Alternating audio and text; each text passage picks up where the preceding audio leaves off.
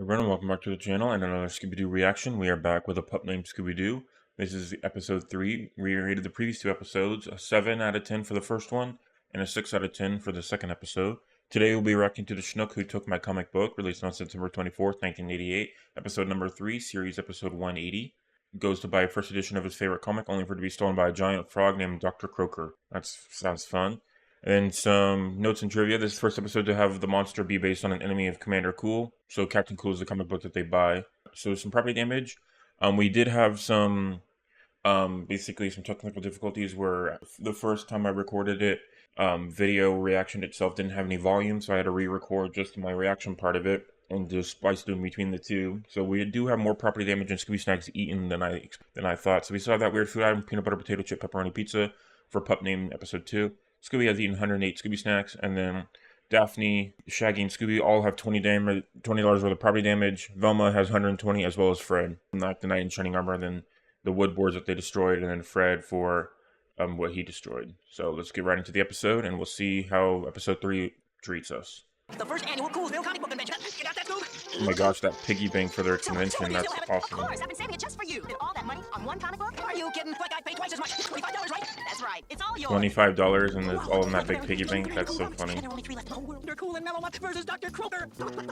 Oh, there's Dr. Croaker. Looks like you're just a fan at a convention, though. Did you know Elvis's ghost landed in this man's backyard in a UFO? Bigfoot secretly married the Loch Ness Monster? Oh, Still going honestly, for Freddie, how can you read conspiracy that junk? theories. But it's all true, Wow. Daphne. This whole comic book convention is full of people who won't grow up. And those costumes, the colors clash, something awful.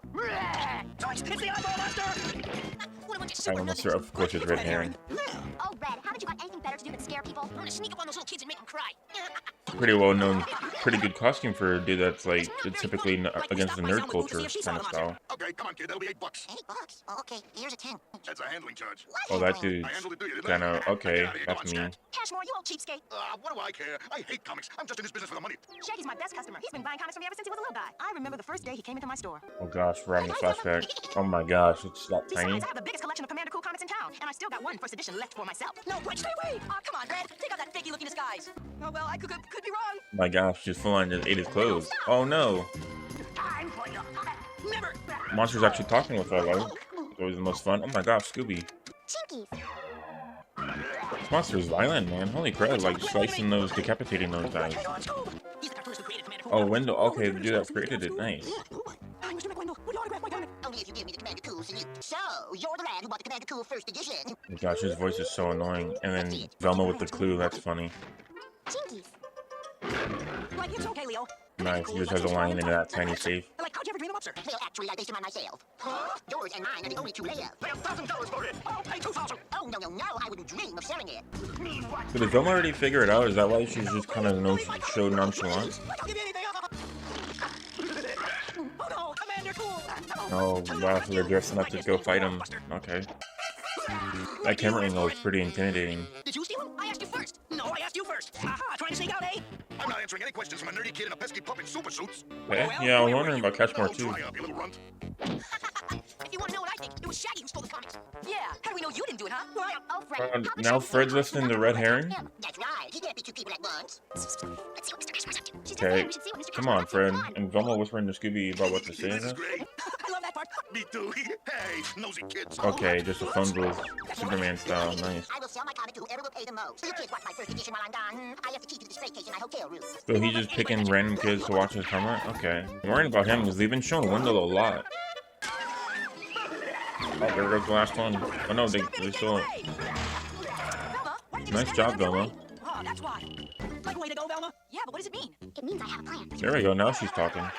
But for saving my first edition. It was nothing. Besides, you don't have to worry as much as before. Shaggy found another issue of Commander Cool #1. He did? That's right. It turns out he bought one way back when he was in kindergarten and forgot all about it. On sale now. There's no way he would have forgot. This is a fun plan. Isn't it great? Yes, great.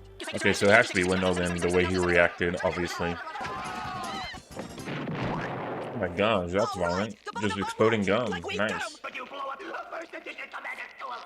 It was a fake with a bubblegum bomb inside, and you fell for it, Dr. Crook. Before Dr. Croaker is unmasked, who do you think he really is? Clue Oh number my 1. gosh, Velma. Yeah, it has to be Wendell. How How did McWendell know that Shaggy bought the first edition? Clue number 3. Why would the crook need stilts? It was Wendell McWendell. Yep. Wow, that explains the Knew skills. it. Calling Mr. McWendell is so short. To make his copy of the first edition the only one. That's right. You saw how everybody was willing to pay so much for it. And I'd have gotten away with it too when it hadn't been for your Okay, pesky so kids basically and do their like demand kind of style of that. Selma and I got our comic back, and McWendell got carried off to jail. But there was still one thing that bothered us. How come you were sneaking around with all those comics? And sticking them in your car. I love comics. I can't live without them. But don't tell anyone, please. I'm 55 years old. I'm ashamed to admit it. Oh, so Oh my what? god, I am too. come on, man. Like it's okay. Besides, you don't want to go up too much. I guess I don't. Red. I knew it. It's red. No, red. Wait. Don't take that comic. Stop. Suckers. Oh, sorry, Red. Velma made a second bubblegum bomb, just in case. I'm thinking like 6 steps ahead with that one.